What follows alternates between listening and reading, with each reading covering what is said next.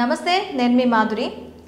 మనకి చైనాలో మరో వైరస్ బీభత్సం సృష్టిస్తుంది. Human meta pneumo virus. మనకి కోవిడ్ మాదిరిగానే మళ్ళీ సిచ్యువేషన్ అక్కడ తలెత్తుతుంది.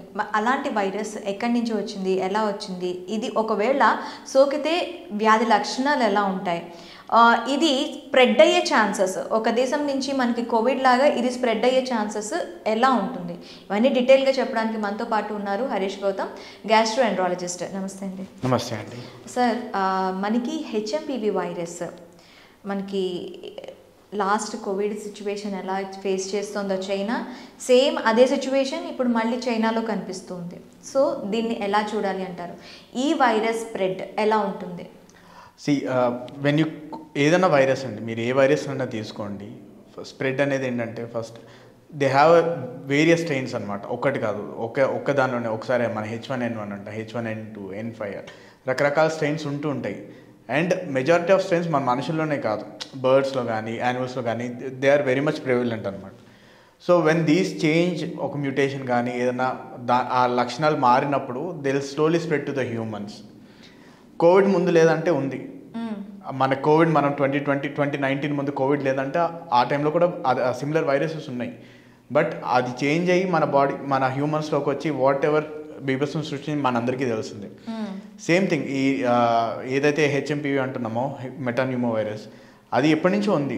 We have that stains dated long back, almost 2001 ఆ టైంలోనే మనకి ఈ స్టెయిన్స్ చూసాం. But now it is spreading in to the human beings and మనుషుల్లో it is starting to spread. And దీన్ని ఏంటంటే ఏదైనా వైరస్ సేమ్ ఎట్లాగా ఏరోసాల్స్ అంటాం, డ్రాప్లెట్స్ అంటాం, అంటే మన గాల్లో మన తుమ్మడం వల్ల కానీ మాట్లాడడం వల్ల కానీ అది గాల్లో స్ప్రెడ్ అవ్వడం వల్ల ద స్ప్రెడ్ అనేది much faster than the other viruses అనమాట. ఓకే, ఇది మనకి కోవిడ్ లక్షణాలు ఎలా ఉంటాయో దీనికి కూడా అట్లానే ఉంటాయి. సేమ్ అన్ని మనకి ఎట్లాగా మనకి ఫ్లూ అంటాం, కామన్ ఫ్లూ అంటాం. మన కోవిడ్లో ఏమున్నాయండి, వాసన లేదు, బాడీ పెయిన్స్, సేమ్ అంతే, బాడీ పెయిన్స్, జలుబు, దగ్గు, ఫీవర్, అన్ని ఫ్లూల్లోనే ఆల్మోస్ట్ అదే చూస్తుంటాం. అండ్ అన్నిట్లోనే దే ఆర్ సెల్ఫ్ లిమిటింగ్. ఒక స్టేజ్ తర్వాత దాని అంతటా అదే తగ్గాల్సిందే వైరస్ అనేది. What ever treatments we give they are supportive treatment. జ్వరం వస్తే డోలో 650 కానీ లే పారాసెటమాల్ ఇస్తూ ఉంటాము. హైడ్రేషన్ బాగా చూసుకుంటాం. జలుబు తుమ్ములకి వాట్ ఎవర్ యాంటీసెక్రెటరీ మెడికేషన్స్ ఏమైతే ఉంటో అవే ఇస్తుంటాం. So what we give in this virals are called supportive treatment. చాలా మంది చెప్తారు యాంటీ బ్యాక్టీరియల్, మనం యాంటీబయాటిక్స్ అంటుంటాం. The role when it comes అనేది సెకండరీ ఇన్ఫెక్షన్ అంటాం అనమాట. ఎప్పుడైతే వైరల్ ఇన్ఫెక్షన్ ఉందో దానికి సూపర్ యాటెడ్గా మన ఇమ్యూనిటీ తగ్గిపోయి వైరల్ ఇన్ఫెక్షన్ వల్ల మనకి ఏదైతే రెస్పిరేటరీ లైనింగ్ ఉందో అవన్నీ డ్యామేజ్ అయ్యి సెకండరీగా బ్యాక్టీరియల్ ఇన్ఫెక్షన్ వచ్చినప్పుడు ద రోల్ ఆఫ్ యాంటీబయాటిక్స్ అనేది స్టార్ట్ అవుతుంది. అందుకని మనం చూస్తుంటే కామన్గా వచ్చే వైరల్ ఏంటంటే డెంగ్యూకి మనం యాంటీబయాటిక్స్ ఇస్తాము, ఇవ్వము. ఫ్లూకి యాంటీబయాటిక్స్ ఇస్తాము, ఇవ్వము. సేమ్ థింగ్ ఇది కూడా అంతే, one of the types of flu కింద అనుకోవచ్చు. బట్ ద సివియారిటీ అంటే ఇట్ డిపెండ్స్. మళ్ళీ ఆ ఉండే మన స్ట్రెయిన్ కానీ వేరియేషన్ కానీ అది ఒక పాపులేషన్లో ఎట్లా రియాక్ట్ అవుతుంది అనేది వీ కాంట్ ప్రెడిక్ట్ ఇట్. మనం ఇప్పుడు ఎగ్జాంపుల్కి కోవిడ్ వచ్చినప్పుడే తీసుకోండి, చాలా మంది వింటున్నాం ఆ కోవిడ్ మన ఇండియాకి వచ్చేసరికి టెంపరేచర్లకి ఏం కాదని. మన పీక్ కోవిడ్ వేవ్ ఎప్పుడు వచ్చింది? మార్చ్ తర్వాతనే కదా వచ్చింది. లాక్డౌన్ అంతా అయింది March 23 ఆ టైంలోనే అయింది. అప్పుడు వాళ్ళు ఏమనేవారు ముందు, మన మన మన ఇండియాకి వచ్చేసరికి టెంపరేచర్స్ రైజ్ అయిపోతే వైరస్ ఎక్కడ టెంపరేచర్లో వర్క్ అవుతుందనే ఉంటుందన్నారు. But we have seen completely different scenario here. So అది ఎప్పుడు ఆ మ్యూటేషన్స్ కానీ ఆ వైరస్లో వచ్చే చేంజెస్ ఎప్పుడు ఎలా మారుతాయి అనేది మనం రూపాంతరం చెందుతూ ఉంటాయి. అది సిచ్యువేషన్ని బట్టి వాటిని బలాన్ని పుంజుకోవటం కూడా జరుగుతుంటుంది. అయితే నేను చదివిన హెచ్ఎంపివి వైరస్ ఆర్టికల్ ప్రకారం 2001లో దీన్ని ఒకసారి చూశారు, 2016లో ఒకసారి చూశారు, 2019లో ఒకసారి చూశారు. ఈ క్రమంలో అసలు దీనికి వ్యాక్సిన్ అనేది కనుక్కోలేదా? అసలు దీనికి ఎలాంటి వ్యాక్సిన్ ఉంటే దీనికి ఎలాంటి వ్యాక్సిన్ అనేది సపోర్టివ్గా ఉంటుంది? మనం వ్యాక్సిన్ కూడా ఎట్లుంటుందంటే మనం ఎవ్రీ ఇయర్ ఫ్లూ వ్యాక్సిన్ అంటాం, ఆ తర్వాత కూడా ఫ్లూస్ వస్తున్నాయి. ఎందుకు వస్తున్నాయి? It is changing its nature. మనం ఒక విరుడు కనుక్కుంటే it knows we have found a way to handle it అని. It will make a small modification in its own body so that it will bypass that vaccination. సో మనం ఒక vaccination ఇచ్చేసి మొత్తం అన్ని ఫ్లూస్కి అవుతుందంటే అవ్వదు. So when ever there is a virus mutations అంటుంటాం అనమాట. So it will change, it will try to overcome that vaccine are overcome that defence which we're using it. And it will form a completely new thing so that ఈ vaccine ఏదైతే ఉందో అది దానికి work అవ్వదు అయ్యేది. Okay, అంటే దానికి vaccine అది దాని బలం పుంజుకునే కొద్దీ మనం తయారు చేసిన వ్యాక్సిన్ అనేది కూడా దానికి పనిచేయడం మానేస్తుంది అంటారు. అంతే, అంటే బలం పుంజుకోవడం అనడం కన్నా it is forming in different way అంతే. ఓకే, సో మనం ఒక వ్యాక్సిన్ని మనం వ్యాక్సినేషన్ ఎట్లా తయారు చేస్తామంటే ఒక వైరస్లో ఒక చిన్న పార్ట్ని టార్గెట్ చేస్తాం అనమాట, so that the entire virus is killed. Cell wall వైరస్లో ఒక బాడీలో ఏదో ఒక సెల్ వాల్ కానీ ఏదో ఒక దాన్ని విల్ టార్గెట్. ఓకే, అర్థమవుతుంది. When it changes it's nature మనం ఇచ్చే వైరస్ అక్కడ పనిచేయదు. ఓకే, ఇది బలపడ్డదా లేదంటే ముందున్న వైరస్ కన్నా తక్కువ శక్తి ఉన్నదా అని మనం చెప్పలేము. Okay, it is just a change in the nature of the virus. Okay. So ఇప్పుడు ఈ వైరస్ రాకుండా ఎలాంటి నియమాలు పాటించాలి అంటారు? ఇప్పుడు ఒకవేళ ఇది స్టార్టింగ్ స్టేజే అనుకుందాం, చైనాలో ఆల్రెడీ లాక్డౌన్ విధించే సిచ్యువేషన్ కనిపిస్తూ ఉంది, అక్కడ మళ్ళీ ఒక డేంజర్ బెల్స్ అనేవి మోగే సిచ్యువేషన్ అయితే ఉంది.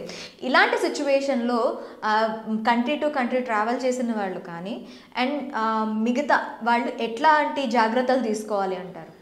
Basically when we're talking about the prevention part అంటున్నాం, 2 phases చూడాలి మనం. మనకి ఇంకా రాలేదు, రాకముందు మనం ఎట్లా అవాయిడ్ చేయాలి అది మన చేతిలో ఉందంటే యాజ్ అన్ ఇండివిజువల్ మన దగ్గర లేదు. We have our government which has to take care of that part అనమాట. ఎక్స్టర్నల్ మినిస్టర్ అఫైర్స్ కానీ what ever they are, they have to stop at entry point it self. So ఎవరైనా travel చేస్తున్నారు, they may be travelling through air or water, like bypass అంటే ఇక్కడ నుంచి Dubai నుంచి వచ్చేవాళ్ళు. So everywhere we should have a proper check point so that we'll avoid the entry in to the country. So second point వచ్చిన తర్వాత మనం ఏం చేస్తుంటాం, బేసిక్ మనం కోవిడ్ టైంలో ఏవైతే జాగ్రత్తలు తీసుకున్నామో, మాస్కులు పెట్టుకున్నాం, సర్ఫేసెస్ క్లీన్గా పెట్టుకున్నాం, చేతులు ప్రతిసారి వాష్ చేసుకున్నాం, we started avoiding hand shakes కానీ అవన్నీ. సేమ్ ఆ జాగ్రత్తలు అయితే మనం తీసుకోవాల్సి ఉంటుంది. So it is in 2 parts. First is at the higher level government నుంచి, సెకండ్ పార్ట్ మన ఇండివిజువల్ లెవెల్. ఓకే, అవి రెండు కలిపి చేస్తేనే we have to work together to build a better society అన్నది it whole true. Government society 2 పాదాల మీద నడవాలి అంటే. ఓకే, అయితే ఇప్పుడు కోవిడ్లో మనం తీసుకునేటప్పుడు ఇమ్యూనిటీ సిస్టమ్ని బిల్డప్ చేసుకోవడానికి ఫుడ్స్ తీసుకోవటం కానీ, ఇమ్యూనిటీ సిస్టమ్ని చేసుకోవటానికి కానీ, లైఫ్ స్టైల్ని చేంజెస్ కానీ చేసుకోవటం జరిగింది. సో ఈ మ్యూటేషన్స్తో కూడా మనకి అలాంటి సిచ్యువేషన్స్ అంటే ఇప్పుడు మనకి ఎలాంటి ఫుడ్ విషయంలో కానీ మన ఇమ్యూనిటీని బ్యాలెన్స్ చేసుకునే విషయంలో ఎలాంటి జాగ్రత్తలు తీసుకోవాలంటారు? ఈ వైరస్ ఒక్కటే కాదండి, ఫర్ ఎనీథింగ్ జనరల్గా మనం హెల్త్ గురించి మాట్లాడుకునేటప్పుడు we need a good immunity. Because we are in a very overcrowded, మన పాపులేషన్ డెన్సిటీ చాలా ఎక్కువ. We are in a country where your ఒక ప్రతి అడుగులో వీ మీట్ అనదర్ పర్సన్. మనం రోడ్ మీద we'll never be able to travel alone. So ఇంత పొల్యూషన్లో ఇంత క్రౌడెడ్ ప్లేస్లో ఉన్నప్పుడు మనకి జనరల్గానే ఆ ఇమ్యూనిటీ అనేది ఎక్కువ ఉండాలి. సో మనం ఇదివరకు we use to have good immunity habits, fresh fruits కానీ వెజిటేబుల్స్ కానీ, taking on time, taking good sleep అంతా చేస్తుండాలి. When we are coming in to the city lifestyle కానీ కాంక్రీట్ లైఫ్ స్టైల్ అంటాం, ఏం చేస్తున్నాం, వీఆర్ గోయింగ్ ఫాస్ట్ ఫుడ్స్కి అలవాటు అయిపోయింది, ప్రాసెస్డ్ ఫుడ్స్ అలవాటు అయిపోయింది, టైంకి నిద్ర ఉండదు, we're not bothered about anything else, work what ever చేతికి వచ్చింది తింటున్నాము, స్లీప్ సరిగ్గా ఉండట్లేదు. ఆల్ దీస్ ఫ్యాక్టర్స్ వల్ల మనకి ఇమ్యూనిటీ అనేది కొద్దిగా తగ్గుతూ వస్తుంది. ఎస్పెషల్లీ ప్రాసెస్డ్ ఫుడ్స్ అనుకుంటే our immunity is coming down.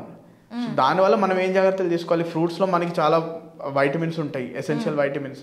మంచి ఫ్రెష్ ఫ్రూట్స్ తీసుకోండి, టాబ్లెట్స్ అవసరం లేదు. In your day foods you have good amount of nutrition.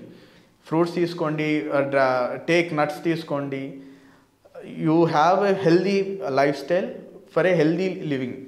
Okay, అంటే మనం ఇప్పుడు ఎక్సర్సైజెస్ కానీ ఇవి ఏమైనా సేమ్ థింగ్, ఎవ్రీథింగ్ అండి, ఫుడ్, ఎక్సర్సైజ్, ఓవరాల్ వెల్బీయింగ్, నిద్ర అన్నీ ఇంపార్టెంటే మనకి. ఓకే, ఇమ్యూనిటీ పవర్, దీన్ని కూడా మనం ఇమ్యూనిటీ సిస్టమ్ అనేది ఖచ్చితంగా బలం చేసుకోవాలంటారు. ఖచ్చితంగా. ఓకే, దీనికి ఇంకా ఎలాంటి జాగ్రత్తలు అవసరం అంటారు? కాంటాక్ట్ విషయంలో కానీ, లేదు అంటే ఒక పర్సన్ మనం ప్రీవియస్ కోవిడ్కి సంబంధించిన ఎలాంటి ప్రికాషన్స్ తీసుకున్నామో ఇప్పుడు కూడాను రాకముందు అలాంటి ప్రికాషన్స్ స్టార్ట్ చేస్తే మంచిదంటారా, లేకపోతే ఎక్కడో ఉంది సర్లేదు వచ్చిన తర్వాత చేస్తే బాగుంటుంది? లేదు, we don't know who is what అండి, ఎవరు ఎట్లా వచ్చారనేది మనం చెప్పలేము. And we're in certain place where we can't trace each and every person.